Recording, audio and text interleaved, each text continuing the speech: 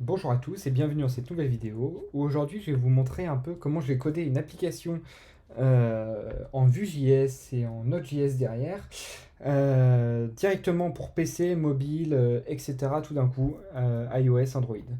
Donc voilà, je fais cette petite vidéo parce que je sais que il y a beaucoup de devs qui savent qu'on peut tout simplement décliner une application web en PWA puis en mobile, mais aussi pas mal qui ne savent pas. Donc voilà, je voulais vous présenter un peu la puissance de JavaScript et Capacitor, du coup, qui va nous permettre tout simplement de build notre application.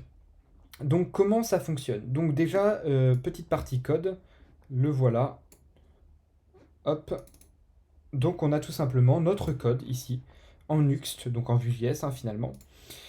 Donc la structure assez classique, c'est un Nuxt par défaut, donc on a les assets, les pages, plugins, machin, comme d'habitude. Et en fait, on vient tout simplement développer notre application en mobile et en PC. Et après, une fois qu'on a terminé, on vient ajouter Capacitor pour la build.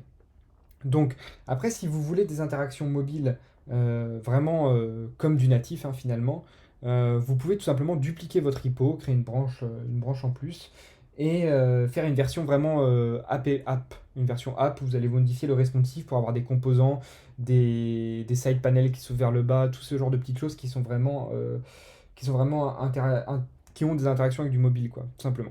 Et avec Capacitor, vous allez pouvoir également interagir avec les composants du téléphone. Donc il y a tout un tas de plugins officiels de Capacitor, comme accès à caméra, la globalisation qui vous permet de récupérer la langue du mobile, etc. Et d'autres applications non officielles créées par des développeurs tiers qui vont par exemple permettre de vous connecter à Apple Santé ou ce genre de choses. Donc voilà, donc comment ça fonctionne? Donc on crée notre application en Vue, notre API en Node.js. Il faut savoir que ça marche aussi bien sur React ou Angular, aucun problème, et une API en PHP, enfin, ce que vous voulez, ça marche très bien. Tant que vous utilisez un système avec Webpack en base de projet, il n'y a aucun problème. Donc on vient tout simplement en ligne de commande, alors on va aller sur le site de Capacitor, on vient tout simplement en ligne de commande, mince, ouais, bon, voilà, ça marche quand même. On vient tout simplement installer Capacitor directement dans notre projet, comme ceci. On init, et après on ajoute tout simplement Android et iOS, si on veut faire du Android et en iOS. On les ajoute comme ceci, et on fait npx-cap5. Donc npx-cap5, ça veut tout simplement vous permettre de build votre application, de copier les fichiers vers un fichier Xcode Project Workspace, et un projet Android Studio, tout simplement. Donc voilà, petit disclaimer, pour build votre projet Capacitor, il faudra le mettre en statique, parce que tout simplement, ça va lire des fichiers HTML et JavaScript assez basiques. Donc qu'est-ce que ça donne cette application? Donc ça donne ceci, tout simplement. Donc on voit clairement, alors on va essayer de prendre quelque chose, voilà, par exemple une note partagée. Voilà, donc là on voit clairement que j'ai ma version PC, où j'ai bon, mes petits travaux dans ma maison, ce genre de choses, des petits trucs de dev. Et je vais tout simplement coder le responsive pour qu'il soit vraiment adapté à du mobile. Donc, je vais me mettre à peu près en 400, c'est une résolution standard de mobile. Et donc là, on peut voir tout simplement que j'ai mes tâches qui apparaissent vraiment comme sur une application mobile. Et donc, j'ai aussi ajouté de la gestuelle. Donc tout ça, on peut le faire avec JavaScript sans trop de problème. Donc j'ai ajouté une gestuelle. Alors évidemment, je n'ai pas mis à jour la version avant de vous présenter. Donc ce que je vais faire, c'est que je vais le lancer en npm run dev. Alors, on va le lancer directement en local.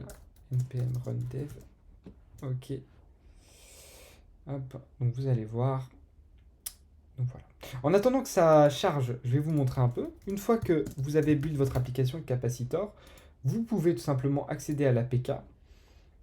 D'ailleurs, c'est de la A à B maintenant, c'est plus de l'APK. Et le publier comme ceci sur le store. Donc là, on voit, bon, j'ai pas eu d'installation, je l'ai publié il y a 2 jours. Et en plus, c'est une application que j'ai mis payante.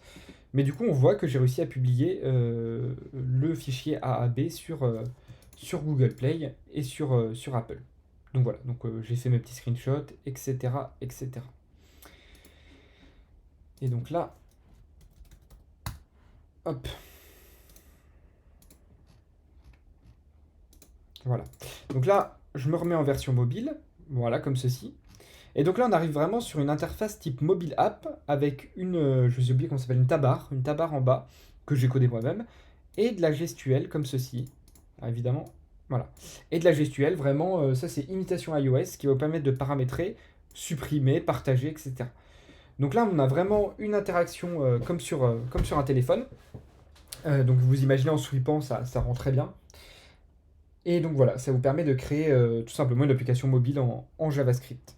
Donc pas plus de difficultés que ça. Donc voilà, je pense qu'au niveau des explications, on est bon. Vous codez tout simplement votre application dans le langage, dans le framework que vous voulez. Faites le responsive en essayant de coder des composants vous-même ou en prenant des librairies qui vont permettre d'imiter des comportements natifs du téléphone. Vous ajoutez Capacitor, vous avez vos fichiers Workspace et votre fichier Android Studio qui vont vous permettre de générer des builds. Donc là, après, pour tout ce qui est partie build, c'est un peu plus compliqué, il faut générer des clés, etc. Mais bon, rien de très complexe, hein, vous trouverez des tutos sur Internet sans trop de problèmes. Et ensuite, vous soumettez vos applications aux deux stores, et aucun problème, du côté d'Apple et Android, c'est validé. Et du coup, on se retrouve avec une application mobile qui est très très bien, il n'y a aucunement besoin d'envier les applications, comment on appelle ça, les applications natives, hein, codées en Swift ou en Java. Donc voilà pour la petite démo. Et alors, par rapport à la caméra, je vais essayer de vous montrer sur le téléphone comment ça rend du coup. Donc là, vous voyez, voilà. Là, vous voyez que du coup, elle est installée en bas. On voit, et hop, évidemment, je me trompe de sens, hippocampe en bas. Et donc quand je clique dessus, hop, ça va m'ouvrir l'appli avec un splash screen. Ça va trop vite. Et donc là, bah, vous retrouvez tout simplement l'application mobile sur votre téléphone avec la gestuelle, comme je vous disais, etc., etc. Donc voilà. Hop, voilà, ce genre de choses. Et donc du coup, on arrive vraiment sur des comportements natifs du mobile. Euh, Qu'est-ce qu'il y a d'autre à dire par rapport à ça? Donc voilà, donc là, moi, c'est une application assez simple où j'ai pas besoin de forcément beaucoup d'interaction avec le téléphone. Mais il faut savoir que du coup, j'en ai fait également une deuxième où j'ai besoin de pas mal d'interaction avec le téléphone. Et donc du coup, je vais vous montrer. Ça marche très très bien aussi. Donc là, celle-là, elle n'est pas en version web. Je l'ai fait qu'en version mobile, en JavaScript et en Vue.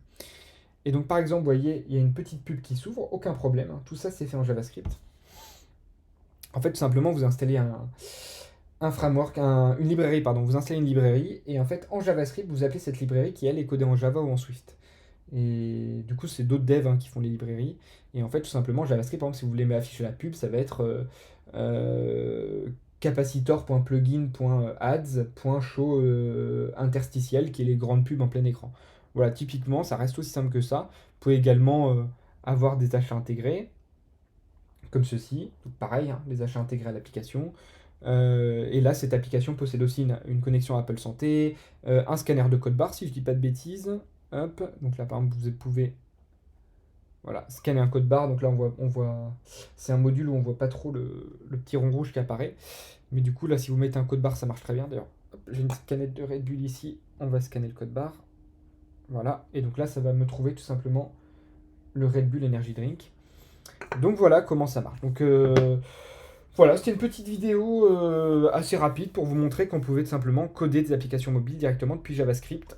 Et donc si vous êtes full développeur JavaScript, une API en Node, un site une web app en fait en Vue, React ou Angular, Capacitor que vous installez en ligne de commande, vous mettez sur les stores et vous envoyez. Voilà. Juste le deuxième petit disclaimer, c'est que vous devez, pour publier sur Mac, il vous faut un Mac. Pour publier sur iOS, il vous faut un Mac parce que Xcode est accessible uniquement depuis iOS. Voilà pour cette petite vidéo. J'espère que ça vous a plu et que ça vous donne des idées pour coder des applications et vous dire qu'il n'y a pas forcément que les développeurs natifs qui peuvent en faire.